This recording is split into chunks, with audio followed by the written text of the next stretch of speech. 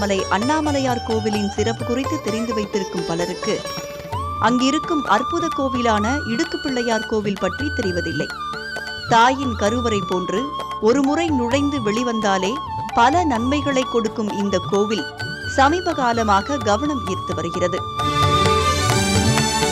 இடுகாட்டு சித்தரும் அகத்தியரும் வழிபட்டு சென்ற இந்த கோவிலின் சிறப்பு என்ன, அதில் இருக்கும் அற்புதங்கள் என்ன என்பதை விரிவாக விளக்குகிறது இந்த வீடியோ.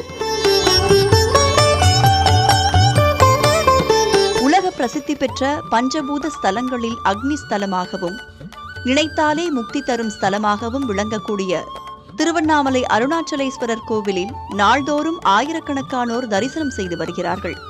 அதிலும் தீபமலையை சுற்றி இருக்கும் 14 கிலோமீட்டர் தூரம் உள்ள கிரிவல பாதையின் சிறப்பே தனி சிறப்புதான். எவ்வளவு பெரிய மழையிலும் கடும் வெயிலிலும் ஆத்மார்த்தமாக எப்போதுமே திரளான சிவனடியார்கள் இந்த கோவிலை சுற்றி வந்து கொண்டுதான் இருப்பார்கள். அது பகலோ இரவோ வெறும் காலால் 14 கிலோமீட்டர் கிரிவல பாதையில் அருணாச்சலேஸ்வரரை நினைத்து வலம் வந்தால் கிடைக்கும் மனநிறைவு வேற எதிலும் கிடைத்து விடாது.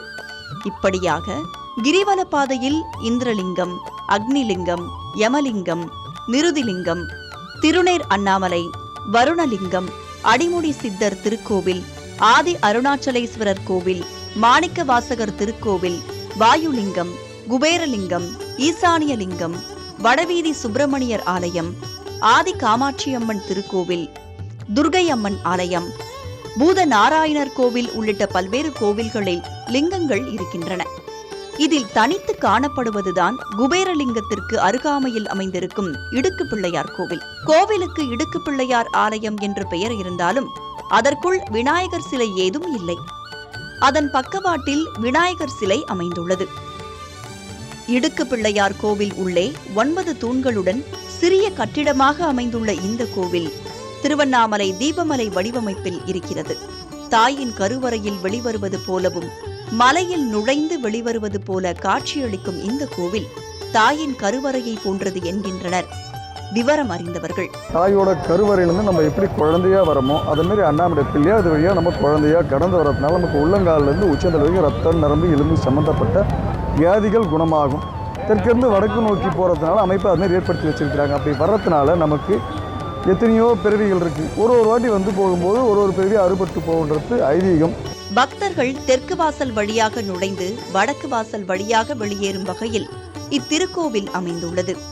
இடைகாட்டு சித்தரும் அகத்தியரும் நம்முடைய சமகாலத்தில் வாழ்ந்த இசக்கி சித்தரும் இந்த கோவிலில் வழிபட்டு சென்றதாகவும் கூறப்படுகிறது. கோவிலில் தாயின் கருவறைக்குள் இருந்து எவ்வாறு ஒரு குழந்தை வெளியே வருகிறதோ அதுபோல் இத்திருக்கோவிலில் தெற்கு புறமாக நுழைந்து 3 வாசல்களை கடந்து பக்தர்கள் வெளியே வருகின்றனர்.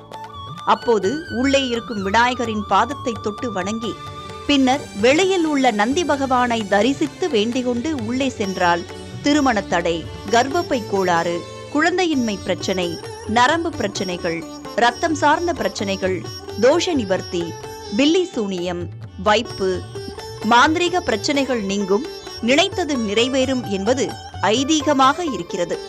கடந்த சில ஆண்டுகளாகவே திருவண்ணாமலை அருணாச்சலேஸ்வரர் கோவிலுக்கு வரும் தமிழ்நாடு, ஆந்திரா, கர்நாடகா, தெலுங்கானா உள்ளிட்ட பல்வேறு மாநிலங்களைச் சேர்ந்த பக்தர்கள் கிரிவலத்தின் போது இக்கோவிலுக்கு வந்து செல்கின்றனர். ஆயிரக்கணக்கான பக்தர்கள் நீண்ட வரிசையில் நின்று இடுக்கி பிள்ளையாரை தரிசித்து செல்வதையும் வழக்கமாக வைத்துள்ளனர். குறிப்பாக ஆந்திர மாநிலத்தைச் சேர்ந்த பக்தர்கள் அனைவரும் இது மோட்சத்திற்கு செல்லும் வழி என்று கருதி வழிபாடு செய்து வருகின்றனர். இத்திருக்கோவிலுக்குள் வந்து சென்றால் தங்களுடைய பாவங்கள், கஷ்டங்கள், துயரங்கள் அனைத்தும் முற்றிலும் தீர்ந்து விடுவதாக கூறும் அவர்கள் வாழ்க்கையின் பாதையை மாற்றும் வெற்றி பாதையாக இது இருப்பதாகவும் சிலாகிக்கின்றனர். இத்திருக்கோவிலில் நடிகர்கள் சிம்பு, அருண் விஜய், யோகி பாபு, சந்தானம், தாடி பாலாஜி, அனுராதா, அபிநயஸ்ரீ, ஸ்ருதிகா, பிரபல தெலுங்கு நடிகர்களும் பல்வேறு நடிகர்களும் சுவாமி தரிசனம் செய்திருக்கிறார்கள். 3/4 அடி அகலம் கொண்ட இந்த இடுக்கு பிள்ளையார் கோவிலில் சிறுவர்கள் முதல் பெரியவர்கள், பருமனானவர்கள் என்று பல தரப்பினரும் எளிதாக நுழைந்து வெளியே வருகின்றனர். இதில் நுழைந்து வெளியே வந்தாலே தனி புத்துணர்ச்சி கிடைப்பதாகவும் கூறுகின்றனர். நான் 12 வருஷம் இந்த கோயிலுக்கு வந்திருக்கிறேன். ஆந்திராவில் இதெல்லாம் மோட்ச துவாரா. ஏன்னா எங்கள் கர்நாடகாவுக்கு நாங்கள் என்ன வேண்டிங்கிறோம் அதெல்லாம் நடக்கும் எங்களுக்கு. அதனால தான் இந்த சாமி ரொம்ப நம்புகிறோம். ಬಂದ್ಬಿಟ್ಟು ಫಸ್ಟ್ ಟೈಮ್ ಬರ್ತಿರೋದು ಅರುಣಾಚಲಂಗೆ. ಅಂದರೆ ತುಂಬ ಖುಷಿಯಾಗಿದೆ. ಬಟ್ ಇದು ಮೋಕ್ಷ ದ್ವಾರಕ ಅಂದ್ಬಿಟ್ಟು ಅನ್ನೋದು ಹೋಗೋದಕ್ಕೆ ತುಂಬ ಇಂಟ್ರೆಸ್ಟಿಂಗ್ ಆಗಿದೆ. ಲೈಫಲ್ಲಿ ಫಸ್ಟ್ ಟೈಮ್ ಈ ಥರ ಅನುಭವ ಅನ್ನೋದು ಆಗ್ತಿದೆ.